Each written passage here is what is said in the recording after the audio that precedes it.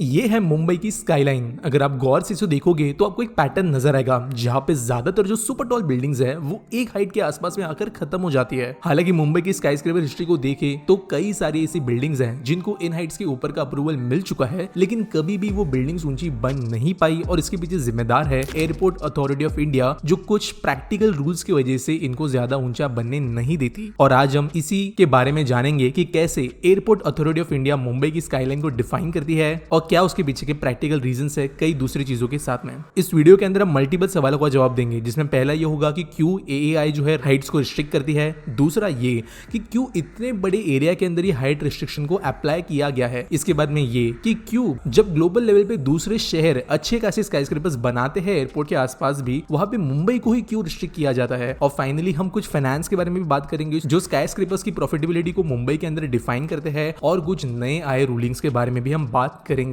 तो चलिए शुरू करते हैं।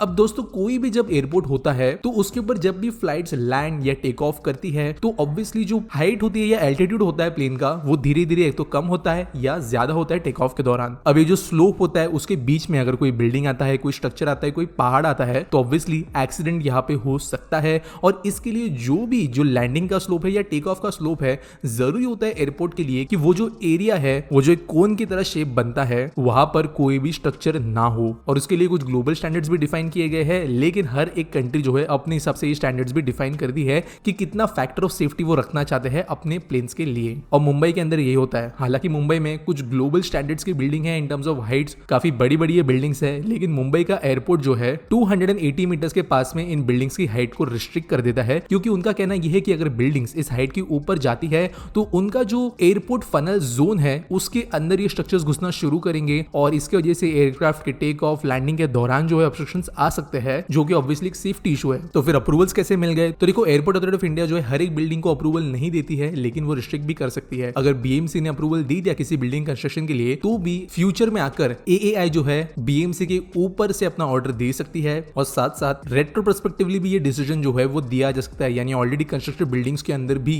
फेरबदल करने के लिए airport authority of India decision दे सकती है। इन्हीं में कुछ एग्जांपल्स की बात करें तो मुंबई के अंदर फेमस जो है लोधा वर्ल्ड टावर्स, जो अराउंड 117 फ्लोर्स के बनने वाले थे, मोर देन 600 मीटर्स की हाइट की, उनको कम कर दिया गया अराउंड 280 मीटर्स तक। इसके बाद में 360 वेस्ट का जो इनिशियल डिजाइन था वो भी मोर देन 300 मीटर्स का था, जो भी 285 के पास में पहुंच गया है। इसके अलावा इंडिया टावर जैसे कुछ प्रोजेक्ट्स जितने जो बन नहीं पाए, लेकिन फिर भी उनको अप्रूवल मिला था बहुत अच्छे हाइट्स तक पहुंचने के लिए, लेकिन इन्हीं रिस्ट्रिक्शंस की वजह से वो उतनी हाइट तक पहुंच नहीं पाए। अब दूसरे सवाल के बारे में बात करते हैं कि फिर इतने बड़े एरिया के अंदर क्यों एयरपोर्ट अथॉरिटी ऑफ इंडिया अपना जो है डोमिनेंस रख रही है। उनको एयरपोर्ट के आसपास में लिमिटेड रहना चाहिए। तो यहाँ पर मुंबई का साइज एक बहुत बड़ा फैक्टर प्ले करता है। कई लोग समझते हैं कि मुंबई जो है बहुत बड़ी सिटी है, जो ऑब्वियसली है, लेकिन फिर भी कंपैरेटिवली ग्लोबल स्टैंडर्ड्स में हम देखें अगर लैंड एरिया के हिसाब से, तो मुंबई इतना बड़ा नहीं है, क्योंकि वो एक पेनिनसुला है, समुद्र बहुत जल्दी शुरू हो जाता है, जिसकी वजह से एयरपोर्ट के पास में भी स्ट्रक्चर्स जो है कंपैरेटिवली ग्लोबल स्टैंडर्ड से ज्यादा नजदीक है। अब अगले सवाल का जवाब देखिए, अगर ऐसा है तो क्यों दुनिया भर के अंदर न्यूयॉर्क, शांघाई, दुबई, इन जैसे शहरों के अंदर एयरपोर्ट अथॉरिटी ऑफ इंडिया या जो भी उनकी रिस्पेक्टिव बॉडीज है वो ऐसे रिस्ट्रिक्शंस नहीं देती। तो दोस्तों, इसके अंदर का रीजन निकल कर याद है कि मुंबई का एयरपोर्ट मेन सिटी के अंदर ही है और इन बड़े बड़े स्ट्रक्चर्स से वो बहुत पास में है। अगर न्यूयॉर्क की बात करें तो जो मैनहट्टन का एरिया है जहां पर ज्यादातर स्काईस्क्रेपर्स है, वो 21 किलोमीटर दूर है उनके क्लोजेस्ट एयरपोर्ट से, अगर हम कमर्शियल पैसेंजर फ्लाइट्स की बात करें तो, जिसके कारण डिस्टेंस बहुत ज्यादा मिल जाता है। शांघाई की अगर हम बात करें तो यहाँ का एयरपोर्ट इनके पर्ल टावर से अराउंड 16.5 किलोमीटर दूर है, जबकि दुबई एयरपोर्ट की बात करें तो अराउंड 13 किलोमीटर ये दूर है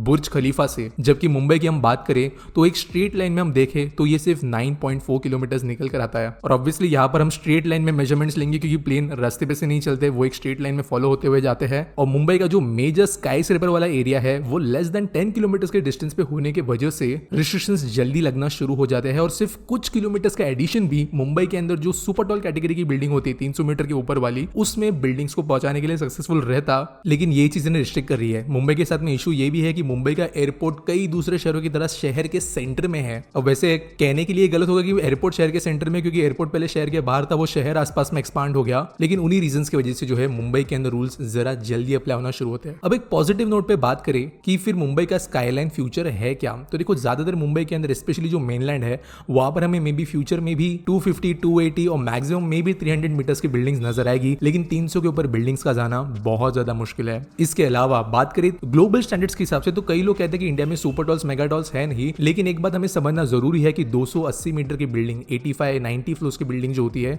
वो ग्लोबल स्टैंडर्ड्स में छोटी नहीं है। और इंडिया में जिन संख्या में ये बिल्डिंग्स बन रही है एक अकेले शहर के अंदर, ये अभी भी ग्लोबल स्टैंडर्ड्स के हिसाब से बहुत ज्यादा है और इसके लिए इतनी ज्यादा बुरी बात है नहीं। सिमिलरली नवी मुंबई के अंदर का जो नया एयरपोर्ट बन रहा है वहां पर कुछ दिनों पहले एक पॉजिटिव न्यूज आई है कि जो बड़ी बिल्डिंग्स को पहले अप्रूवल मिल चुका है वहां पर एयरपोर्ट अथॉरिटी ऑफ इंडिया जो है अभी रिस्ट्रिक्शंस नहीं लगाएगी। अराउंड 150 मीटर्स की ये हाइट है जो 45 फ्लोर्स तक की आती है, जिसकी वजह से शायद मुंबई में इतनी बड़ी बिल्डिंग्स दिख नहीं पाए, लेकिन नए शहरों में हमें भी 300 मीटर प्लस की बिल्डिंग जो है दिखने लगेगी, जहां पर एयरपोर्ट से बहुत दूर भी स्काई स्क्रैपर्स प्रॉफिटेबली बन सकते हैं। और लास्ट पॉइंट जो मैं बात करूंगा वो इसी प्रॉफिटेबिलिटी के ऊपर होगा कि इंडिया के अंदर आज भी बहुत कम एरियाज ऐसे हैं जो एक्चुअल में सुपर टॉल और मेगा टॉल बिल्डिंग्स को प्रॉफिटेबली कंस्ट्रक्ट करना जस्टिफाई कर देंगे। एग्जांपल अगर हम ले तो मुंबई के जो वर्ल्ड टावर्स है जो 117 मंजिलों तक बनने थे, वो आप कह सकते हो एक not so profit making project रहा है लोधा ग्रुप के लिए, क्योंकि ऑब्वियसली इसकी हाइट तो कम कर ही दी गई, लेकिन इसका कंस्ट्रक्शन कॉस्ट बहुत मैसिव होता है। कई जो बहुत ही ज्यादा ऊंची बिल्डिंग्स होती है वो ऐसा नहीं है कि डबल कॉस्ट करती है अपने हाफ साइज बिल्डिंग से। अगर 20 मंजिला बिल्डिंग बनाने के लिए अज्यूम करे कि 1 करोड़ रुपए खर्चा आता है, तो ऐसा नहीं है कि 20 मंजिला बिल्डिंग बनाने के लिए 2 करोड़ खर्च आएगा। खर्च जो है वो थोड़ा ज्यादा होता है